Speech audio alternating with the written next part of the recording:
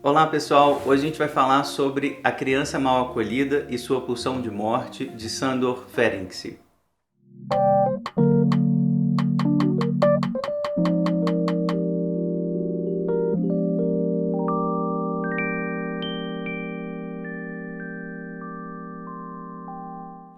Nesse texto de 1929, o Sándor Ferenczi ele vai falar da criança não desejada, da criança não bem-vinda e quais são as consequências psíquicas disso. O que essa criança acaba vivendo ao longo da vida, né? Como ela acaba percebendo de alguma forma que não foi desejada, que não foi bem acolhida e como isso gera consequências psíquicas. O Ferenczi começa o texto lembrando de um artigo do Ernest Jones chamado Frio, Doença e Nascimento, e vai dialogar tanto com o Jones quanto com o Freud, lembrando que os traumas iniciais da vida tendem a se repetir. Então ele já está aceitando aqui isso que o Freud vai apontar em Além do Princípio do Prazer como compulsão à repetição, principalmente a ideia de que aquilo ligado à pulsão de morte, né, todos os movimentos ligados à pulsão de morte tendem a repetir, tendem a tentar encontrar um estado anterior. Essa tese de Freud de que vivido um estado, vivido uma experiência, o organismo ele tende a repetir essa experiência permanentemente, essa ideia de Freud está presente nesse artigo, então, desde o início. O Jones é citado no primeiro parágrafo nesse artigo, que eu não li, queria inclusive ter acesso a esse artigo, eu vou tentar ter acesso para falar para a gente.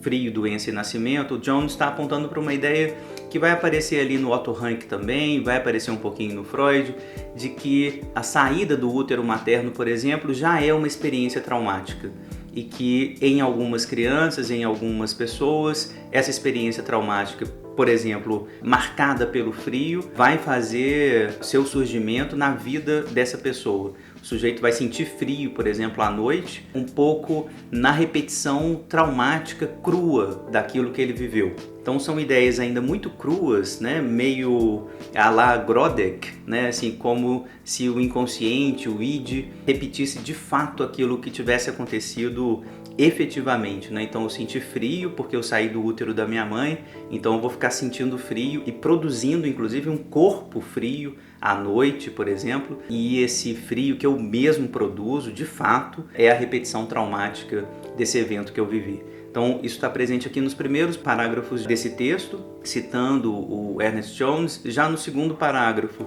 também uma ideia freudiana que o Ferenczi vai tomar, a epilepsia como algo que está apontando para o mortífero, para uma cena mortífera que está sendo repetida.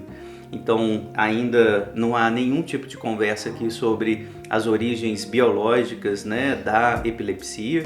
Ele está, assim como Freud, em alguma medida, claro, fazendo a distinção, eles sabem dessa distinção entre o ataque epiléptico de fato e um ataque epiléptico tem a forma de um ataque epiléptico, mas que é histérico, né? Eles sabem dessa distinção, mas do jeito que o Ferenczi escreve aqui no inicinho, dá a nítida impressão dessa atmosfera grodekiana, né? Eu quero insistir, a atmosfera grodekiana presente no texto, que está apontando a epilepsia é a repetição de uma experiência traumática mortífera. Então, um ataque epiléptico é como se eu estivesse morrendo de novo e de novo e de novo. No terceiro parágrafo, o Ferenczi, mais uma vez, né, seguindo um pouco essa atmosfera grodekiana, lembra que a asma brônquica, por exemplo, é sinal de um sintoma de autodestruição, como se o corpo, através de sintomas bem corporais, bem físicos, produzisse um tipo de sintomatologia que visasse a simbolização e a repetição, através dessa simbolização, de uma experiência traumática mortífera.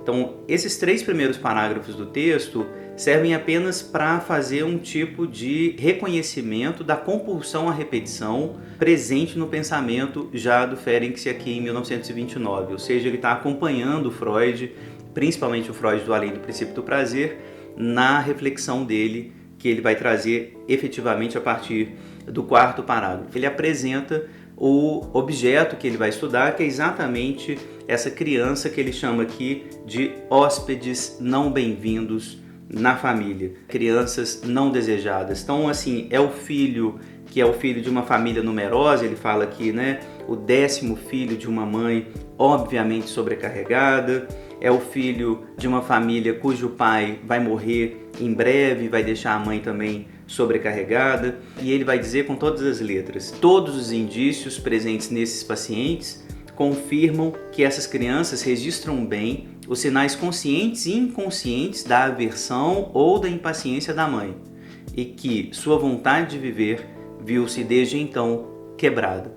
Queria grifar essa parte porque é óbvio, né? Vai parecer muito com o Laplanche, o que o Laplanche vai definir depois como mensagem enigmática, que o Ferenczi ele está muito atento a essa comunicação consciente e inconsciente.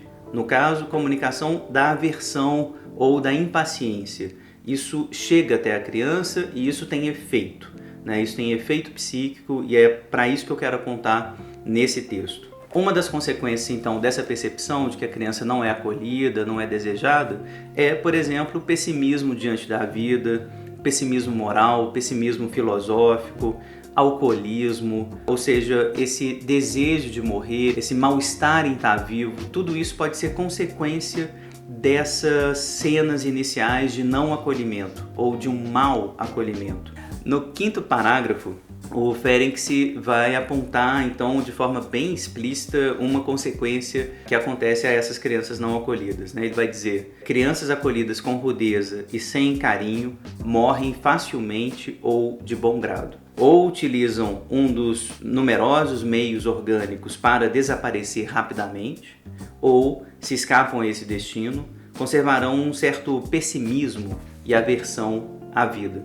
Ou seja, Ferenczi está dizendo que se a criança não for acolhida, ela vai se mortificar de alguma forma, às vezes de forma literal, de forma real. Nos parágrafos finais desse texto, que é bem pequenininho, né? Nos parágrafos 6, 7, 8 e 9, Ferenczi vai agora dialogar mais claramente com Freud e com a teoria dele, né, que está muito próxima do além do princípio do prazer, tentando mostrar um pouco disso que ele trouxe no título, né? Onde que a pulsão de morte entra aqui. Então ele vai lembrar que um dos pressupostos já apresentados no além do princípio do prazer de Freud é que no início talvez não haja tanta pulsão de vida. No início a criança está ali imersa na pulsão de morte. E ele vai dizer, então, no 6º parágrafo: no fundo, não há motivos de espanto, uma vez que o bebê, ao invés do adulto, ainda se encontra muito mais perto do não ser individual, do qual não foi afastado pela experiência da vida. Deslizar de novo para esse não ser poderia, portanto, nas crianças acontecer de forma muito mais fácil. Essa força vital que resiste às dificuldades da vida não é, portanto, muito forte no nascimento. Segundo parece, ela só vai se reforçar após a imunização progressiva contra os atentados físicos e psíquicos por meio de um tratamento ou de uma educação conduzida com tato. Aliás, esse tato é muito importante no pensamento do Ferenczi, né? Isso vai aparecer no texto dele sobre a elasticidade da técnica, por exemplo, essa ideia de cuidado, de tato, de acolhimento, né?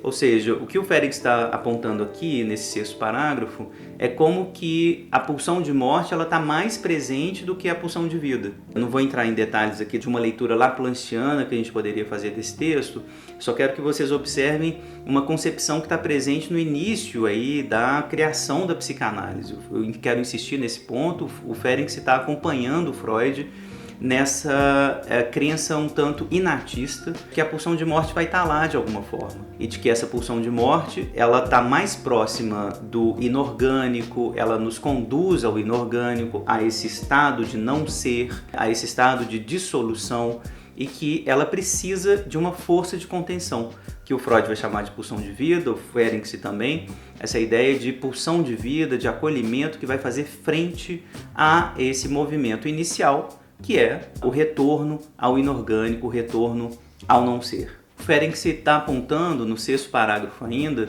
da possibilidade dessa criança mal acolhida conseguir encontrar uma saída não mortífera para esse estado inicial da sua existência. Ele vai dizer: A criança deve ser levada por um prodigioso dispêndio de amor, de ternura e de cuidados, a perdoar aos pais por terem-na posto no mundo sem lhe perguntar qual era a sua intenção, pois, em caso contrário, as pulsões de destruição logo entram em ação. Então o Ferenczi está partindo de um pressuposto universal, né? A criança evidentemente não sabe, né, das razões pelas quais os pais a colocaram no mundo. Obviamente, né, a própria criança não pode ter tido a intenção de ter vindo ao mundo. Num certo sentido, o Ferenczi está apontando aqui para um trabalho de amor dos pais, de acolhimento, de hiperinvestimento, né, dispêndio de amor, ternura e cuidado, para que a criança possa perdoar os pais por ter dado à luz, né,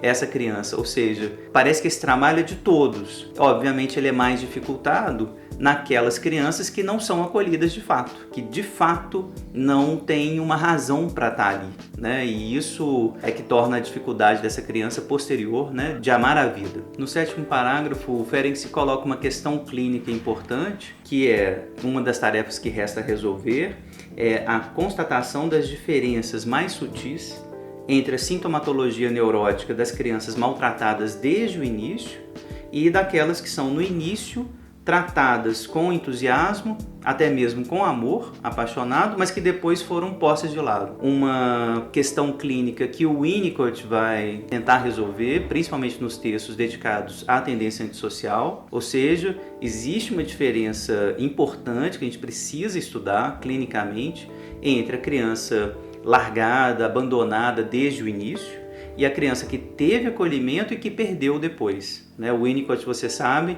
quando vai falar da tendência antissocial, está falando desse segundo grupo, né, das crianças que tiveram alguma coisa, tiveram amor, tiveram acolhimento, perderam e que vão, através da tendência antissocial, fazer um pedido, né, um requerimento de ter de volta aquilo que perderam. Então, vocês observem como que esse texto aqui é importante desde já para o pensamento do Winnicott, né? Assim, como que tem alguma coisa que o Winnicott pode ter tirado daqui para pensar a tendência antissocial.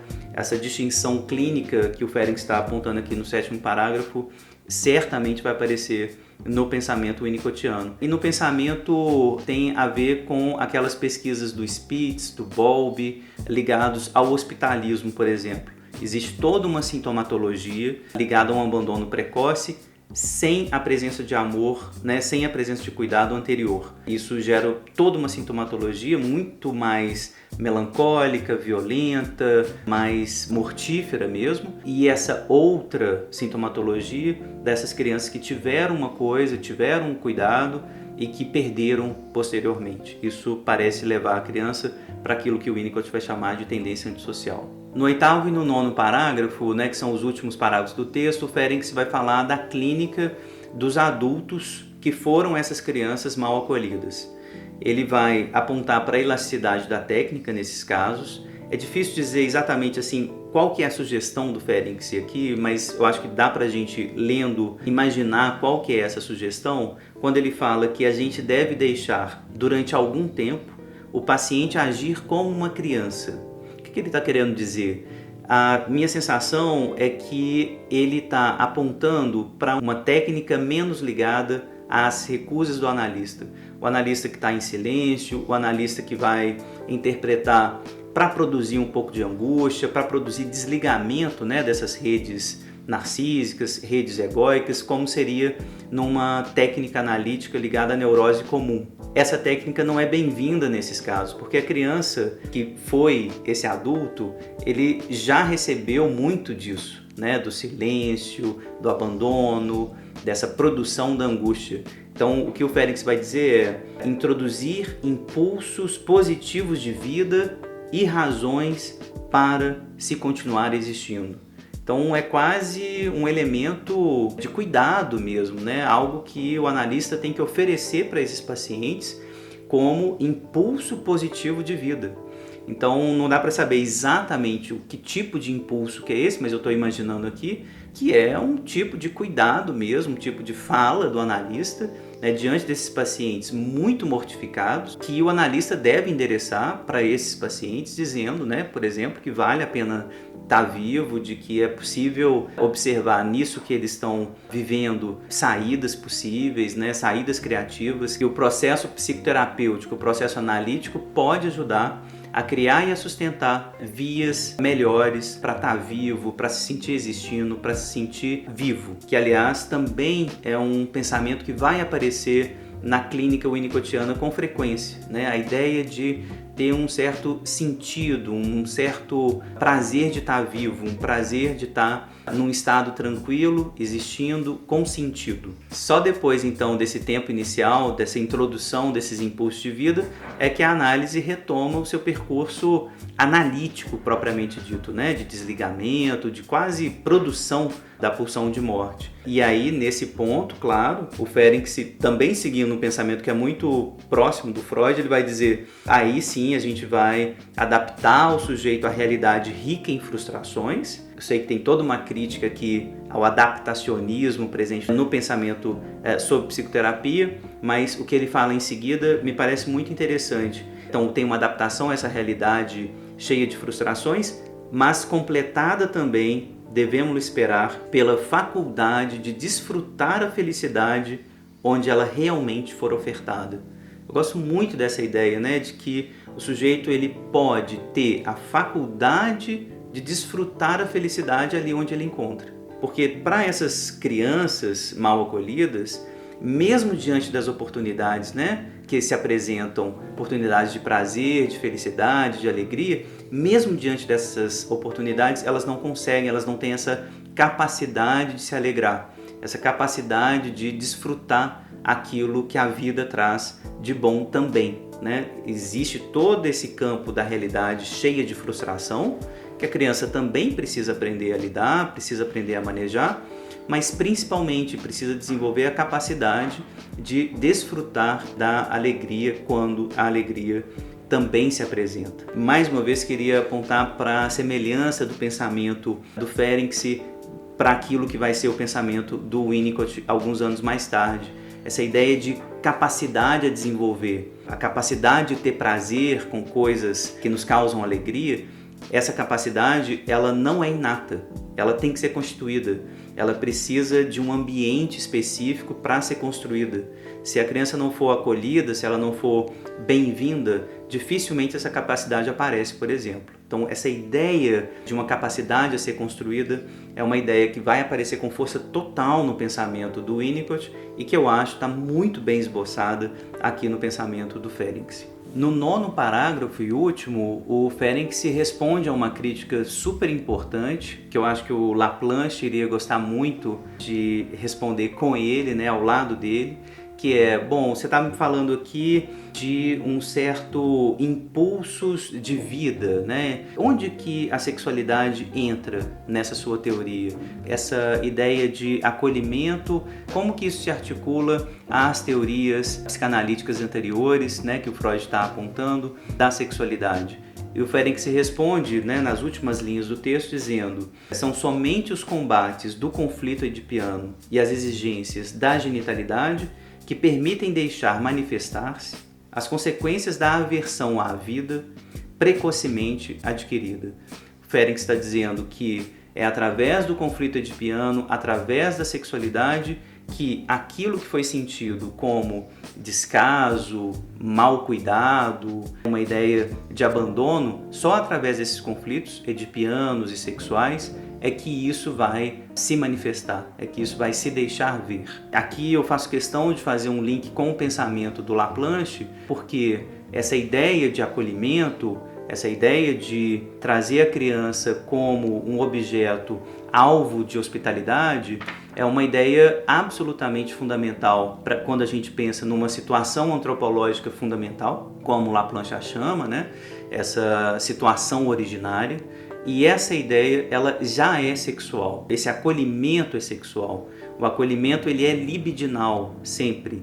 Então, lido esse texto, queria passar agora a um momento de crítica, né? Um momento de leitura contemporânea a partir do Laplanche. A única advertência que eu faria é lembrar que a criança não vem com pulsão de morte desde o início, né? Para o Laplanche, esse acolhimento inicial da criança, ele introduz 2 movimentos pulsionais na criança. O primeiro movimento, dessas excitações que são depositadas no corpinho do bebê, são movimentos que a gente vai chamar de pulsão sexual de morte. É a pulsão que desliga, é a pulsão que ataca o corpo, que vai estar muito atrelada às zonas erógenas parciais do bebê. Portanto, não tem um eu ali que organiza essas pulsões. Imaginem um corpo não integrado, totalmente disperso e dispersado a partir dessas forças pulsionais que vão fazer com que esse corpo fique em permanente estado de desintegração. Aos poucos, através do holding, através do abraço, da sedução generalizada desses adultos, essas excitações também vão se organizando, elas também vão se unificando, se integrando. Essa integração é o que a gente vai chamar de pulsão sexual de vida. E esse acolhimento, né, que passa inclusive pelo sentido, que passa pela conversa sobre como essas crianças elas são bem-vindas, elas fazem um tipo de sentido na vida dos adultos também. Tudo isso, todo esse conjunto, desde o holding físico até esse holding mais simbólico, formam o que a gente chama de pulsão sexual de vida. É sobre isso que o Ferenczi está dizendo, né, em linguagem laplanchiana. A gente tem uma pulsão de vida absolutamente necessária para fazer contenção àquilo que é a pulsão sexual de morte. A única advertência que eu faria é que a pulsão de morte não é inata no pensamento do Laplanche, ela vem também das excitações que foram depositadas no corpinho do bebê pelos adultos, nesse caso, que cuidaram mal dessa criança, mas que deixaram ali excitações mortíferas, mensagens que a criança percebe, isso já está presente no texto do Ferenczi, mensagens conscientes e inconscientes que a criança percebe e que ela tenta, de alguma maneira, reproduzir, repetir, simbolizar. E essas mensagens de não acolhimento, de maneira geral, podem ser traduzidas de forma muito mortífera, né? A criança que se sente mortificada, deprimida, não amada, tudo isso pode ser uma consequência desse não acolhimento. Então essa é a minha crítica pontual ao texto, né? A esse inatismo que está presente no pensamento do Freud, que acaba reaparecendo no pensamento do Ferenczi e que vai ser duramente criticado no pensamento do Jean Laplanche. Era essa a leitura então que eu queria ter feito do textinho do Ferenczi. Espero que vocês tenham gostado. Comentem, vejam aí o que vocês encontram também nesse texto, se fazem vocês pensarem em outras coisas, né, em outros elementos clínicos. Surgiram outros temas a partir desse texto fundador da psicanálise. Como vocês viram, é um texto que pode ser articulado tanto ao pensamento de Winnicott quanto ao pensamento de Laplanche, por exemplo, um texto que, né, acaba fomentando muito o diálogo com outros autores em psicanálise. Espero que vocês tenham gostado, curtam, compartilhem, né, comentem, mandem aí para quem pode se interessar pelo pensamento do Ferenczi e também pela teoria psicanalítica.